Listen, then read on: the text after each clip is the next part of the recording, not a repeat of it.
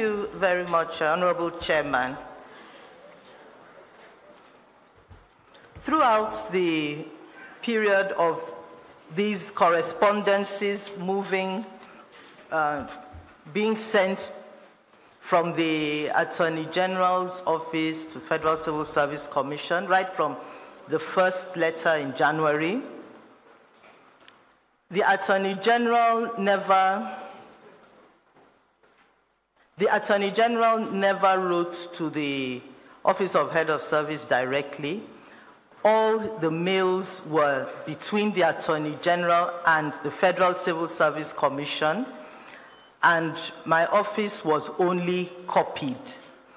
I believe that if the Attorney General had followed the sequence of events as regarding Maina's case, maybe he may have written to my office to get some background information as regards what the last head of service did on the matter.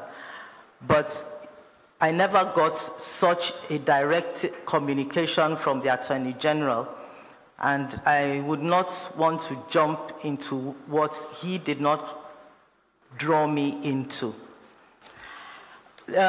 Secondly, I am amazed at the presentation being made by a senior permanent secretary of the Federal Republic of Nigeria to call or to refer to the head of civil service of the Federation as that person.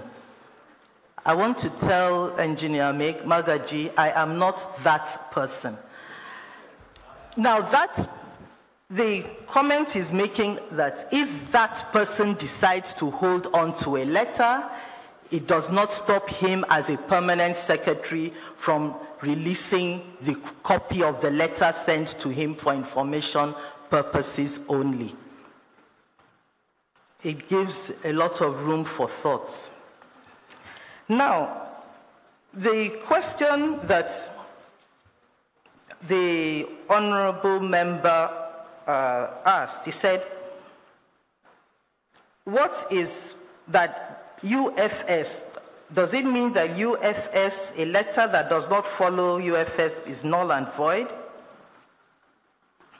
Or can a letter be rendered null and void because it did not go through the UFS? Yes, that letter, if it does not go through the UFS process, is null and void in administration. In administration, there is order. There are procedures. People, for whatever reason, no matter what they've deemed to feel they are, cannot jump out of established processes. Under flying seal in administration is a procedure used to ensure that the line of authority is followed, or else everybody in the service can be jumping around and doing what they like. If an officer is going on leave, he writes, and that leave is approved, it is conveyed to him, UFS, his head of department, and the head of department would endorse before the officer goes on leave. The officer will not jump out on leave simply because his PermSec has approved and he could not care a hoot or care a damn that his head of department has endorsed to him. It is not done in responsible service. In the area of even asking for waivers by MDAs, they write UFS, their permanent secretary, their ministry, and the approval sent by Office of Head of Service goes UFS back to that ministry. It also relates to study leave, to promotion letters, and so on. So I believe a senior administrator in the person of the Permanent Secretary Interior would normally respect establishment, and the importance of underflying seal. Now, you would also see that there is a letter that I got, it came to my attention. The dismissal letter, which was issued by the Federal Civil Service Commission on 5th of March 2013, with the heading Dismissal from Service, Alhaji Abdullahi Maina Abdul Rashid, Deputy Director, SGL 16, was addressed to the said Alhaji Abdullahi Maina Abdul Rashid, under flying seal, that is UFS, the head of civil service of the Federation at that time, Alhaji Sali, and following protocol, Alhaji Sali endorsed this letter to Abdul Rashid Maina.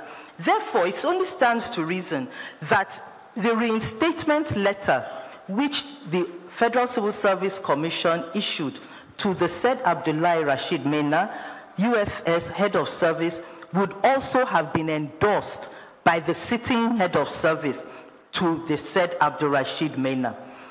Refusal to take a copy of the endorsed letter to report at the Interior, and for him to now be given his duties at Interior, if I follow what the PERMSEC Interior did, he issued 2 letters confirming that Abdul Rashid Maina has reported for duty, and he also said to this Honorable House that the decision to take in Abdul Rashid Maina was based on a copy of the reinstatement letter, not the one endorsed by the head of service, but the copy that was sent to his office.